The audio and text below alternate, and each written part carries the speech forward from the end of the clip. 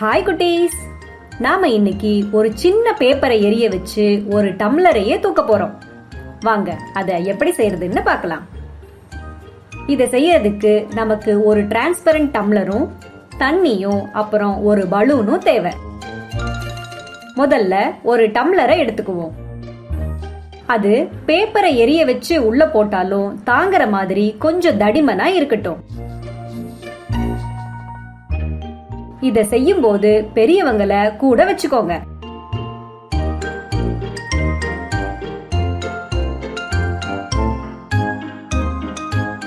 Paper முழுசா எரிஞ்ச உடனே ஊதுன பலூனை தண்ணியில நனைச்சு டம்ளர் மேல வைங்க.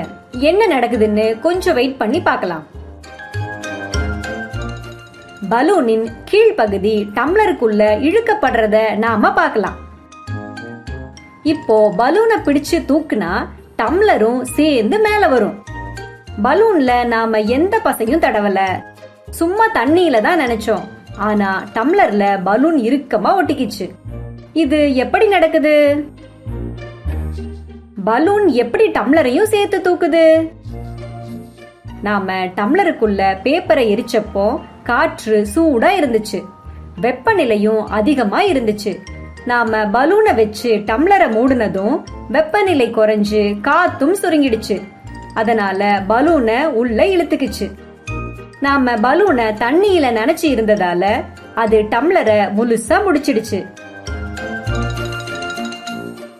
அதனால தான் பலூன் டம்ளரை முழுசா தூக்குது. ஆக்சிஜனை நெருப்பு இழுத்துக்கிறதுனால தான் கண்ணாடியோட சைஸ் குறைஞ்சிடுச்சுன்னு சொல்றது உண்மை இல்ல. உண்மையிலே ஆக்சிஜனை எரிச்சா அது 2 மடங்கு வேற வாயுக்களை உருவாக்கும். எனவே எரித்து தூக்குது. ஆனா மெலிசான சிறிய பலூன் கனமான டம்ளரையே தூக்கும். நீங்களும் செஞ்சு பார்த்து விளையாடுங்க. இதுக்கு என்ன காரணம்னு பார்க்கலாம். அடிப்படை தத்துவம் வளிமண்டல அழுத்தம். கண்ணாடி டம்ளர்ல காகிதம் எரிக்கப்படும் போது உள்ளே உள்ள காற்று விரிவடைந்து வெளியே செல்கிறது. இதனால் டம்ளரில் குறைந்த காற்றழுத்தம் உருவாகிறது.